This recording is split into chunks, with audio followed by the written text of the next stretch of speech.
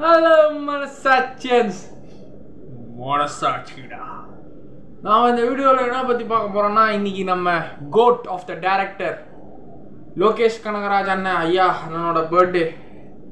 தலைவா, DC Marvel மாதிரி நம்ம தமிழ்நாட்டு தமிழ் சினிமாவுக்கு எல்சியூங்கிற ஒரு காமிக்கை நீங்கள் கொண்டு வந்திருக்கிறீங்க.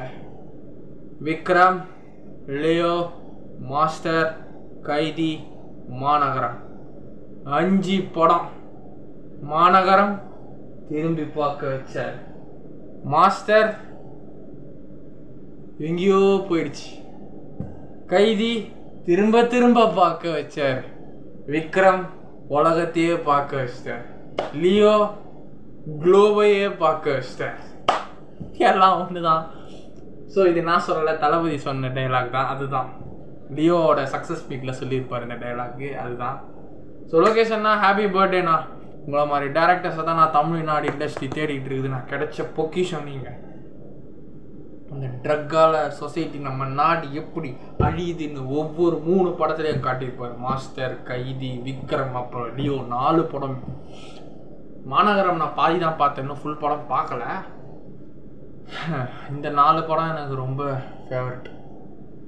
எனக்கு ரொம்ப ஃபேவரட்டான டேரக்டர்னா நீங்கள். ஒரு சீக்கிரம் வில்லேஜ் குக்கிங் சேனலுக்கு வாய்ப்பு கொடுத்துருக்கீங்க. அவங்களும் உழைச்சிருக்கிறாங்க நல்லாவே.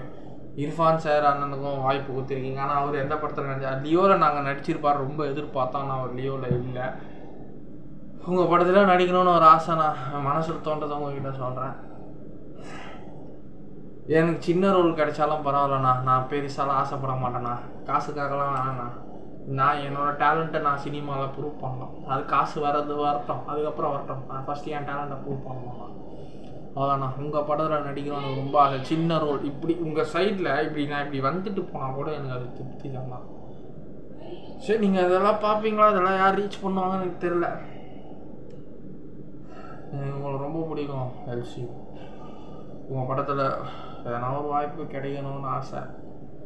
ஸோ இன்னைக்கு அவர் ஹீரோவாக லீட் பண்ணுறாரு இனிமேல். ஸோ அது நம்ம ஆண்டவர் ரிலீஸ் பண்ணிக்கிறாரு. ஸ்ருதிஹாசன் மேடம் வேறு நடிச்சிருக்கிறாங்க. ஸோ ஏற்கனவே டெல்லுலு இஸ் த சொல்லுலுன்னு வந்தது. இப்போ இனிமேல் 2 பிளே ஸ்டேஷன் அழகாக வச்சு இனிமேல் இப்போ ஒரு லீடாக இது ஒரு பாட்டுங்க. இது ஒரு ஆல்பம் பாட்டா இல்லை படமான்னு தெரில. பாதி பேர் பாட்டு சொல்கிறாங்க, பாதி பேர் படங்கிறாங்க. அவர் ஹீரோன்னு வேற சொல்கிறாங்க. இல்லைங்க, உலகநாயகன் கமலஹாசன் ஐயா, ஆண்டவர் ஐயா ப்ரொடியூஸ் பண்ணுறாரு. ஸ்ருதிஹாசன் மேடம் பாடுறாங்க. இவர் இது பண்ணுறாரு. ஸோ இனிமேல்ன்ற ஒரு சாங் டைட்டில் வருது. ஒருவேளை இதில் அவர் ஆக்டராக வர நடிக்கிறாரு. என்னடா இது வரவே மாட்டேங்குது. சரி, இந்த ஃபோனில் ட்விட்டரே இல்லை. ஸோ என்ன வருதுன்னா, லிரிசிஸ்ட் ஆண்டவர் தான் அந்த பாட்டே எழுதியிருக்கிறார். ஆக்சுவலாக compose and கான்சிபியூட்டட் by music compose பண்ணணும் நம்ம ஸ்ருதிஹாசன் மேடம். இன்ட்ரடியூசிங் லோகேஷ் கனகராஜ். உலகநாயகன் அவர் பிரசன்ட். ராஜ்கமல் பேர் ஒரு சைடு ஒரு பிளே ஸ்டேஷன் ஜாய்ஸ்டிக், இன்னொரு சைடு இன்னொரு பிளே ஸ்டேஷன் ஜாய்ஸ்டிக். ஸோ ரொம்ப சர்ப்ரைசிங்காக இருக்குது. அண்ணனை நம்ம டைரக்ஷன்லேயே எப்படி பின்னுறாரு. ஹீரோயிசமில் எப்படி நடிச்சிருந்தா கொஞ்சம் இமேஜின் பண்ணி பார்க்குறோம். தெரில, இந்த பாட்டுக்காக வராரா? அதுக்கப்புறம் இதில் 2 பேரை பார்க்குற மாதிரி ஒரு கிளிப்பு அழகாகவே இருக்குது. ஸோ வாழ்த்துக்கள்லாம், இனிய பிறந்தா வாழ்த்துக்கள். மென்மேலும் எங்களுக்கு கமர்ஷியல் பிளாக் பஸ்டர் ஹிட்டு கொடுப்பீங்கன்னு நினைக்கிறேன்.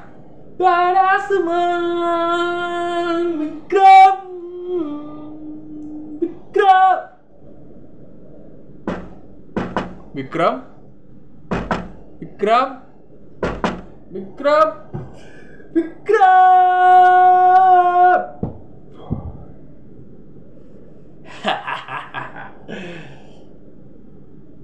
நான் தான்டா லியோ தாஸ். காமெடியா இருந்தாலும் நாங்க ஆக்டிங் பண்ணோம். 10 வருஷம் உள்ள இருந்தேன்னு தானே சார் உங்களுக்கு தெரியும். உள்ள என்ன பண்ணிட்டு இருந்தேன்னு உங்களுக்கு தெரியாதுல்ல.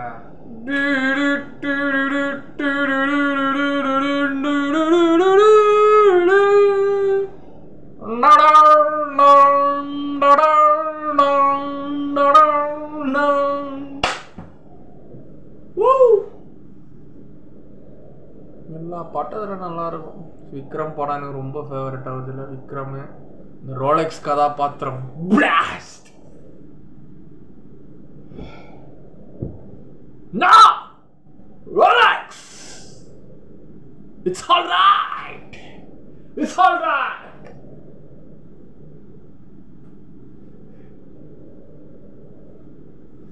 இருபத்தி ஏழு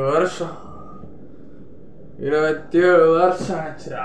அப்பனும் பாட்டணும் யாரும் தூக்கி கொடுத்துடல. வா, இதுக்கு மேலே நான் பேசினா நான் வேற மாதிரி ஆகிடுவேன். சத்தியமாக நான் ஆக்ட் பண்ணிடுவேங்க. So happy birthday, enjoy. I'll see you soon. Bye.